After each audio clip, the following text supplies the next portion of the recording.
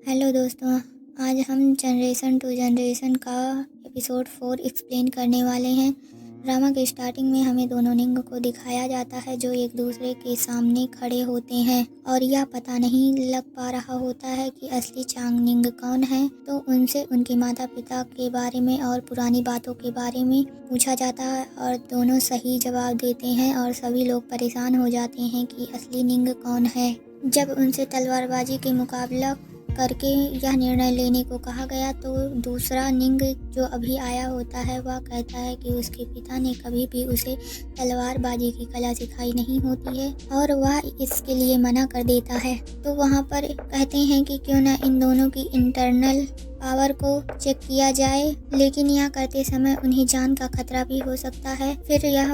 लेकिन दोनों मान जाते हैं अपनी इंटरनल पावर को चेक लिए। जब यह चेक कराया जा रहा होता है तो जो अभी निंग आया होता है वह बेहोश हो जाता है और जो हमारा मेन लीड होता है उसके मुंह से भी खून गिरने लगता है। काई उन्हें यह सब रोकने के लिए बोल रही होती है तो शियोमिंग भी यह कहते हैं कि अब इसे रोक देना चाहिए, नहीं तो इन दोनों की ही जान जा सकती है। आगे हम देखते हैं कि दोनों निंग और मास्टर शियोमिंग एक साथ एक कमरे में होते हैं। निंग अपने पिता के एक वाइन का जिक्र वहां पर करता है तो मास्टर शियोमिंग को यह शक होता है कि वह असली निंग नहीं है। तो फिर मास्टर शियोमिंग निंग से कहते हैं अगर तुम यह साबित नहीं कर पाए कि तुम ही असली निंग हो तो तुम्हें इसकी बहुत बड़ी सजा मिलेगी। काई को अपने भाई हान से यह पता लगता है कि अगर निंग यह साबित नहीं कर पाया कि वह असली चांग निंग है तो उसकी इंटरनल पावर को नष्ट कर दिया जाएगा और वह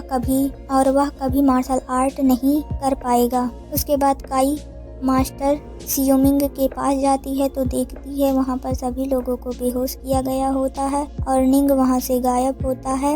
आगे हमें निंग को दिखाया जाता है जो एक ब्रिज पर खड़ा होता है और वहाँ से कूद जाता है। फिर हमें दिखाया जाता है कि वह नीचे से एक बड़े पक्षी पर बैठकर ऊपर आ जाता है। जब काई उसे बुलाती है और अपने जंजीर से पकड़ने की कोशिश करती है तो निंग काई को भी अपने साथ ले जा रहा होता है। तभी वहाँ पर किंक्यू सेक्ट के लोग आ जाते हैं और उस पर तीर से हमला कर देते हैं जिससे वह दोनों नीचे गिर जाते हैं।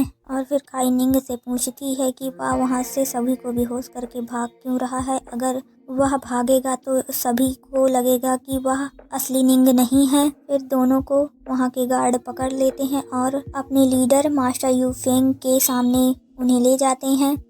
निंग को यूफेन से वही स्मेल आ रही होती है जो उसके पिता पर हमला करने आया था और फिर निंग बहुत गुस्सा हो जाता है और यूफेन पर हमला करने लगता है। तो फिर यूफेंग के गार्ड उसे पकड़ लेते हैं और यह मामला मास्टर ली के सामने लाया जाता है। तो निंग बताता है कि यूनफेंग ने ही उसके पिता की हत्या की होती है, लेकिन यूनफेंग कहता है कि उसके पास क्या सबूत है कि उसी ने उनके पिता को मारा है। तो निंग बताता है कि उसके अंदर से वही स्मेल आ रही है जो कि कातिल से आ रही होती है। तो सभी लोग निंग का मजाक उड़ाते हैं। तभी हम देखते हैं कि निंग काई की मदद के साथ दूसरा निंग भी वहाँ पर आ जाता है और हमारे मेन लीड निंग को ही असली चांग निंग बताता है। तब दूसरा निंग बताता है कि वह मास्टर चांग के अफेयर से पैदा हुआ बेटा है। वह बस अपने पिता की मौत का बदला लेने के लिए असली निंग की पहचान चाहता था।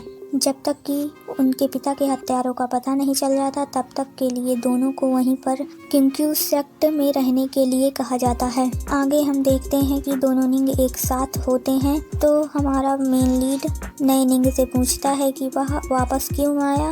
तो नया निंग बोलता है कि वह भी उसके साथ अपने पिता के मौत का बदला लेने के लिए उसका साथ देगा। वहाँ पर काई भी आ जाती है और उन्हें कहती है कि वे दोनों इन सब मामलों से दूर रहे। मास्टर ली उनके पिता के कातिलों का पता लगा लेंगे। लेकिन काई निंग से नहीं पूछती है कि वह कौन है और उसका क्या नाम है। तो निंग काई से पूछता है कि वह उससे क्यों नहीं पूछ रही है कि वह कौन है। तो काई बोलती है जिस तरह से तुम मुझ पर विश्वास करते हो उसी तरह से मैं भी तुम पर भरोसा करती हूँ और जब तक तुम कोई गलत काम नहीं करोगे तब तक मैं तुम्हें प्रोटेक्ट करती रहूंगी। और कहती है कि अंकल चांग भी तुम पर भरोसा करते थे, इसीलिए उन्होंने चांगनिंग की पहचान तुम्हें दी थी। आगे हम निंग और काई को देखते हैं कि वह आपस में बातें कर रहे होते हैं, तो वहाँ निंगबो भी आ जाती है और उन दोनों का मजाक उड़ाती है। वह निंग से कहती है कि काई की सगाई पहले से ही जाओ यूकी के साथ हो चुकी है। और फिर हम आगे देखते हैं कि काई, निंग और हान एक साथ खेल रहे होते हैं। तभी वहाँ पर जाओ यूकी अपने कुछ लोगों के साथ आ जाता है। तो काई पूछती है कि वह यहाँ क्या कर रहा है, तो वह बताता है कि वह उसके लिए कुछ तोहफे लेकर आया है। तो यह सब देखकर निंग को जेलसी हो रही होती है। काई उन दोनों को आपस में एक दूसरे से मिलाती है। उसके बाद यूकी काई को अपने लाए हुए गिफ्ट को देता है।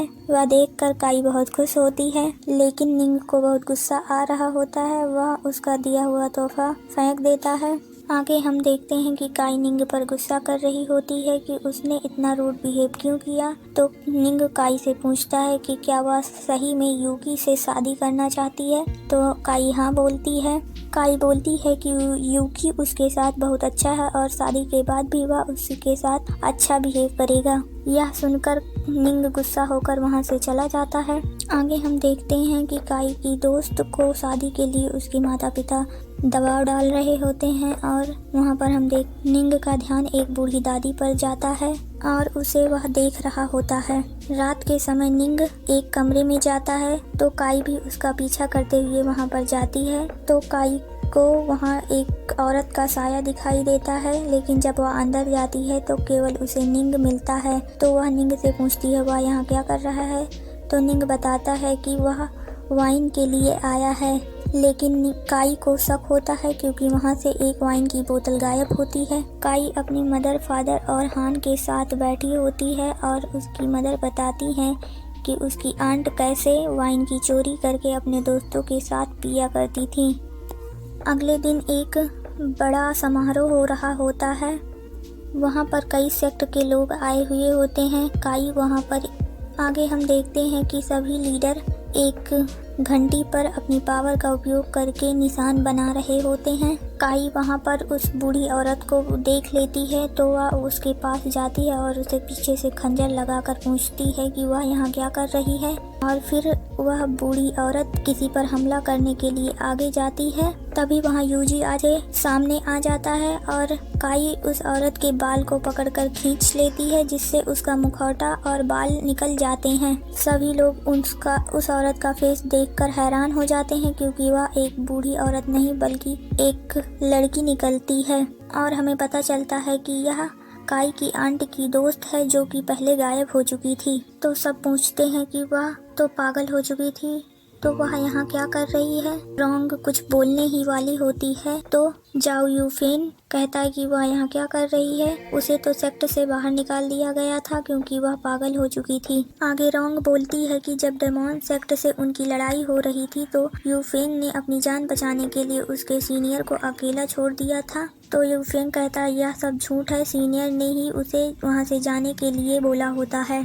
तो रोंग के साथ दो लोग होते हैं जो कि अपने पीठ पर उसके सीनियर को लेकर आते हैं। जब यह सीनियर को सभी लोग देखते हैं तो सभी बहुत शॉक हो जाते हैं कि वह अभी तक जिंदा कैसे हैं। उनकी हालत बहुत खराब होती है, उनकी आंखों पे पट्टी बनी होती है और वे चल फिर नहीं सकते हैं। काई के फादर उनके पास जाते हैं और उन्हें गले लगा लेते हैं। सीनियर को देखकर यूफेंग कहता है कि यह कैसे हो सकता है, यह डेमोन्स की कोई चाल है। तो रोंग बोलती है कि अपने राज को छुपाने के लिए यूफेंग ने रोंग को मारने की कोशिश की थी और रोंग को कुछ लोगों ने बचा लिया था। यूफेंग से बचने के लिए रोंग ने अपने चेहरे पर जलता हुआ कोयला रख दिया था, जिससे उसका चेहरा पूरा खराब हो गया है, जिससे यूफेंग उसे पहचान ना सके और वह अपने सीनियर को ढूंढने के लिए डेमोन्स के इलाके में अपना भेष बदल कर गई होती है और अपने सीनियर को बहुत सालों के बाद ढूंढ पाती है। जब वह उनसे मिलती है तो उन्हें पानी में जंजीरों के अंदर बांध कर रखा गया होता है। उनके मार्शल आर्ट को डिस्ट्रॉय कर दिया गया था, उनकी आंखें और जबान निकाल ली गई थी। वे 10 साल तक इस दुख को झेलते रहे। रोंग यूफेंग से कहती है कि उसने ने जानबूझकर सीनियर को अकेला छोड़ा था जिससे वह खुद लीडर बन सके, लेकिन यू फेंग अभी भी खुद को बचाने की कोशिश कर रहा होता है और रोंग पर हमला कर देता है। तो फिर रोंग को उसके गार्ड बचा लेते हैं और फिर रोंग अपने एक वेपन से उस पर हमला करती है। इसी के साथ इस एपिसोड का अंत होता है।